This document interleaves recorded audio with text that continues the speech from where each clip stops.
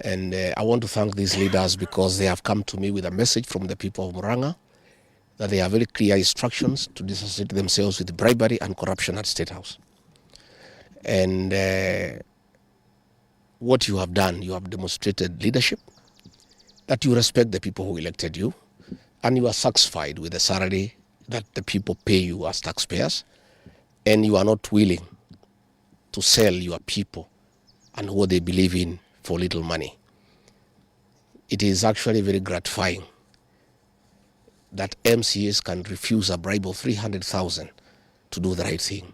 I really want to commend these great leaders from Muranga, and I ask the people of Muranga to identify leaders who are selfless and who cannot sell them.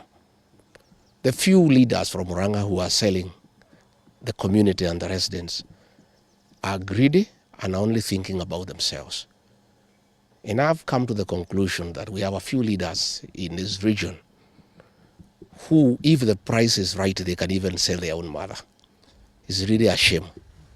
You know, today what is happening in State House is pure corruption and bribery. The other day, William Ruto was complaining that members of parliament are asking for bribes. But he is a briber in chief in this country. The other day, he called the people of Kiambu and spent 60 million shillings. A week after, he called the people of Meru, spent another 60 million shillings. Today, he's going to spend 60 million shillings. He's giving people 10,000 each. That is 180 million.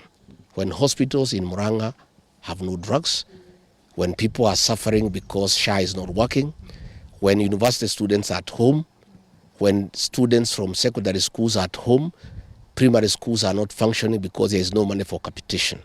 All this money has been stolen and diverted for corruption and bribery. And State House has become a scene of crime. We want to tell the people of Muranga not to worry because you have good leaders. And I am very encouraged that even in this difficult situation where William Ruto is using all manner of strategies to confuse people with money that is stolen, there are great leaders from Muranga who have stood firm and said no. William Ruto does not need to call the people of Muranga to discuss with them development.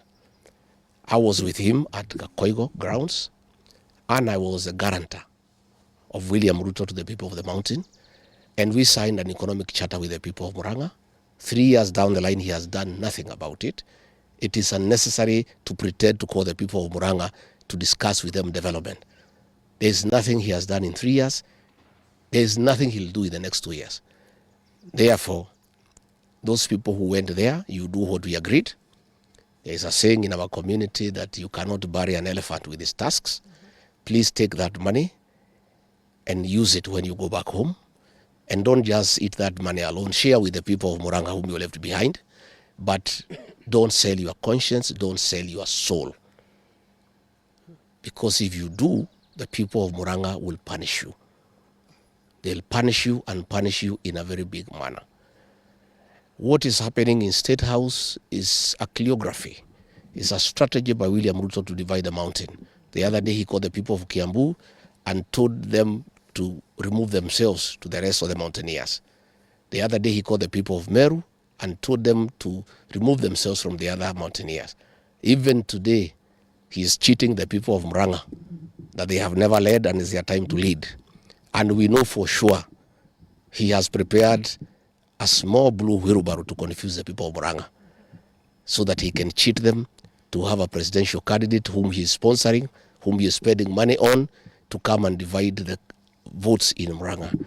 Unfortunately for him, the people of Muranga are wise people. Many times people have tried to confuse the people of Muranga, but they have remained forever focused. Yes.